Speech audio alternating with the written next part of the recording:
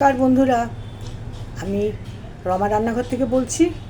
আজকে আপনাদের সামনে মিষ্টান্ন জাতীয় একটা জিনিস নিয়ে এসে আমি উপস্থিত হয়েছি। সেটা হচ্ছে গোবিন্দভোগ চাল দিয়ে আমি নলেন গুড় দিয়ে একটা পায়েস বানাবো। আপনারা এই পায়েসটা অনেকেই অনেক রকমভাবে খেয়েছেন, কিন্তু আমি কিভাবে করছি, কোন কোন উপকরণ দিয়ে করছি, আপনারা দেখতে থাকুন। প্রথমত আমি এই পায়েসটা করার আগে এই বাটি, এই যে এখানে যে বাটিটা রয়েছে, এই বাটির মাপেতে গোবিন্দভোগ চাল আমি ধুয়ে জল ঝরিয়ে রেখে দিয়েছিলাম।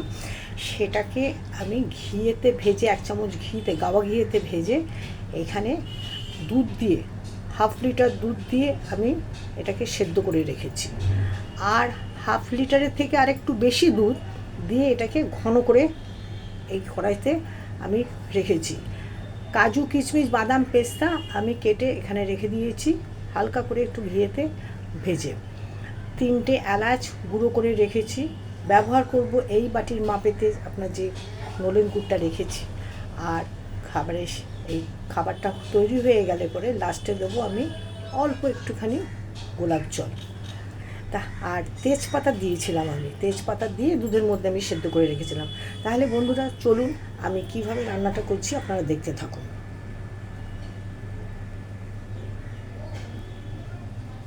আঁচটাকে আমি বাড়িয়ে দিলাম।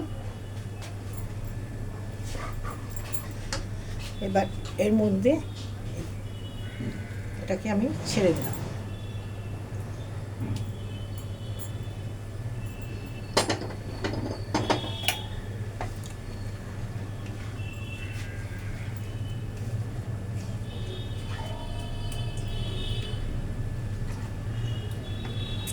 এবার দুধের মধ্যে আমি এই গুড়টা দিয়ে দিচ্ছি।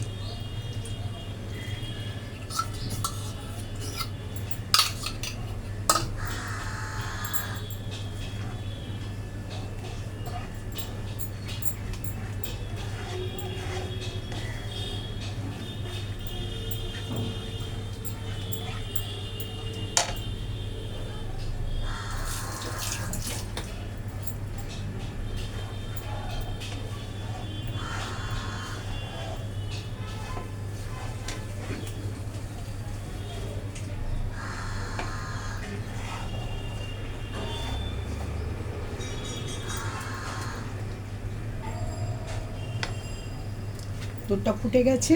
আমি এবার এর মধ্যে এই কাজু, কিশমিশ, বাদাম, পেস্তাগুলি উপর থেকে ছড়িয়ে দিচ্ছি। গ্যাসটাকে বন্ধ করে দিচ্ছি।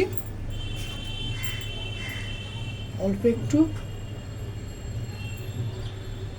এলাচের গুঁড়ো উপর থেকে আমি ছড়িয়ে দিলাম।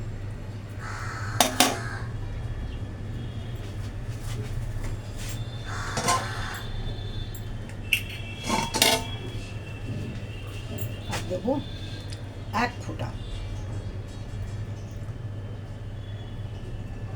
এই গোলাপ জল দিয়ে দিলাম।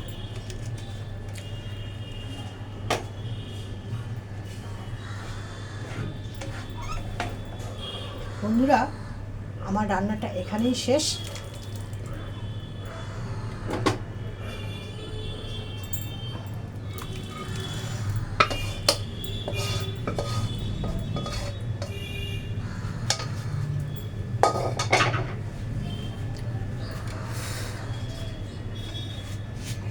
এই রান্নাটা করে আপনারা খেয়ে দেখবেন।